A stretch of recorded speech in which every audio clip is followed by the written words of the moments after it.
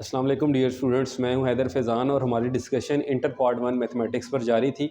Last lecture में हमने algebra of complex numbers में एडिशन ऑफ सब्ट्रैक्शन के बारे में क्वेश्चन नंबर 3 और 4 को कंप्लीट सॉल्व किया था। अब हम चलते हैं क्वेश्चन नंबर 5 की जानिब। क्वेश्चन नंबर 5 में हमसे कहा जा रहा है कि multiplication of the complex numbers of these complex numbers, ठीक है, इनका हमने मल्टीप्लाई चेक करना है या इनका प्रोडक्ट करना है। तो एज़ यूजुअल हम फर्स्ट नंबर को क्या कहेंगे, Z1 that is 8 iota plus 11, और नेक्स्ट को हम क्या कहेंगे Z2 that is -7 plus 5 iota. तो स्टूडेंट्स मल्टीप्लाई करते हैं Z1 मल्टीप्लाई Z2, यानी इनके बीच में कोई साइन अब नहीं आएगा।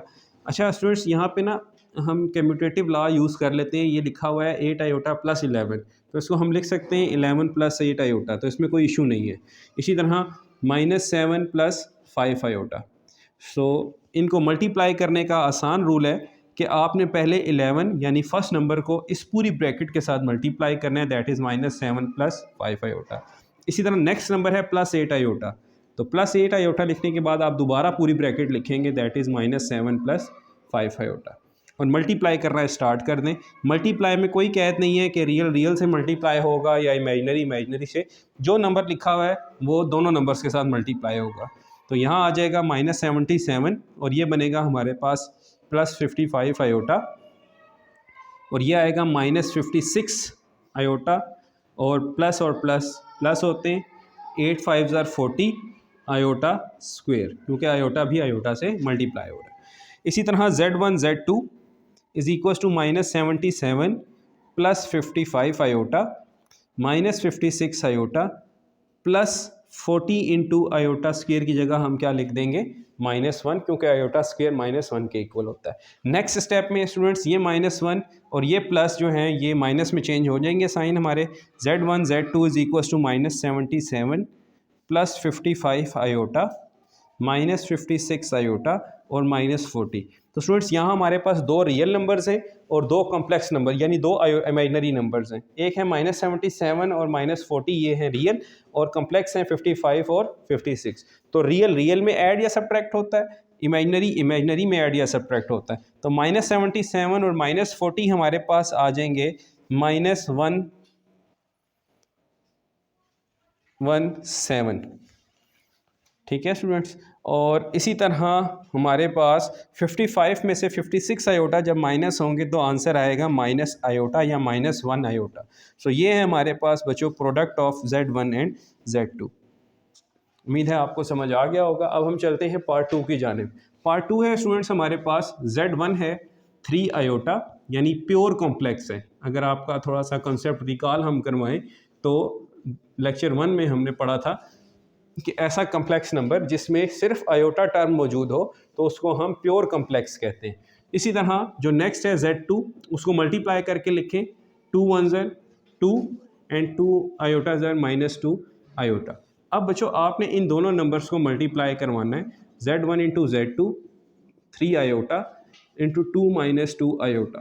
तो यह आ जाएगा Z1 Z2 3 2 ज़र 6 आयोटा एंड 3 2 ज़र 6 आयोटा स्क्वेयर।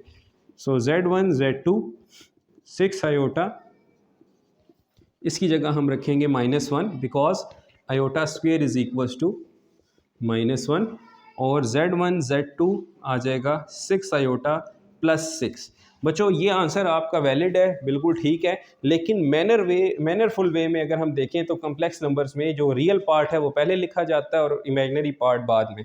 तो आप भी यहाँ पर उसी रूल को फॉलो करें और इसको लिखें 6 + 6 आयोटा। और अगर इसकी रीज़न आप पूछना चाहते हैं तो इसकी रीज़न है कि कम्यूटेटिव लॉ अंडर एडिशन जो है वो कम्प्लेक्स नंबर्स में होल्ड होता है। तो हम 6 आयोटा प्लस 6 को लिख सकते हैं 6 + 6 आयोटा। तो ये थे आपके पार्ट नंबर 1 और 2। अब हम चलते हैं पार्ट नंबर 3 की जानिब और फिर ये क्वेश्चन इंशाल्लाह एंड करेंगे। जी स्टूडेंट्स, ये है हमारा पार्ट नंबर 4 और ये इस क्वेश्चन का लास्ट पार्ट है। यहाँ पे भी बच्चों आपने पहले पार्ट को Z1 लेट करना है। Z1 है √2 प्लस √3 आयोटा, और Z2 है आपके पास 2 √2 माइनस √3 आयोटा। यानी पहले नंबर को आपने Z1 लेट करना है, दूसरे नंबर को आपने Z2 लेट करना है। इनको मल्टीप्लाई करेंगे, Z1 मल्टीप्लाई Z2, सो ये आ जाएगा हमारे पास √2 plus √3 iota multiply by 2 square the root of 2 minus square the root of 3 iota. अब बच्चों इसी तरह पहले स्क्वायर रूट 2 इन पूरी ब्रैकेट से मल्टीप्लाई होगा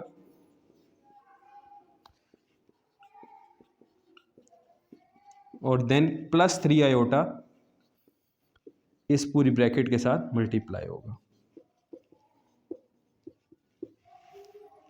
सो स्क्वायर रूट 2 अगर हम 2 स्क्वायर रूट 2 से मल्टीप्लाई करवाएं तो स्क्वायर रूट टर्म से ही मल्टीप्लाई होती है, तो ये आएगा 2 स्क्वायर द रूट ऑफ 2 का स्क्वायर। इसी तरह स्क्वायर रूट 2 जब इससे मल्टीप्लाई होगा तो ये बन जाएगा square the root of 6 iota, क्योंकि हमने एक रूल पढ़ा हुआ है, वो रूल ये है कि अगर स्क्वायर रूट 2 और स्क्वायर रूट 3 या स्क्वायर रूट ऑफ ए और स्क्वायर रूट बी अलग अलग मल्टीप्लाई है तो आप इन्हें एक ही रूट में मल्टीप्लाई कर सकते हैं। तो स्क्वायर रूट 2 और 3 को मैंने एक ही रूट में मल्टीप्लाई कर दिया। इसी तरह यहाँ पर भी 2 square the root of 6 iota हो जाएगा, क्योंकि 2 as it is, root 3 root 2 से मल्टीप्लाई होके ये प्लस माइनस माइनस ये आ जाएगा square the root of 3 iota का स्क्वायर होल स्क्वायर, क्योंकि एक जैसी टर्म्स थी, सेम वैल्यूज़ मल्टीप्लाई हों तो पावर्स उनकी ऐड हो जाती हैं।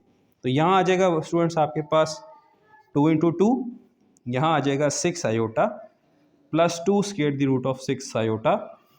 और बच्चों यहाँ आएगा, अब ये देखें ये दो नंबर्स हैं, यहाँ पर गलती ये होती है स्टूडेंट से कि ये एक ब्रैकेट के अंदर हमारे पास दो अलग अलग नंबर्स हैं, स्क्वायर रूट 3 अलग नंबर है और आयोटा अलग है।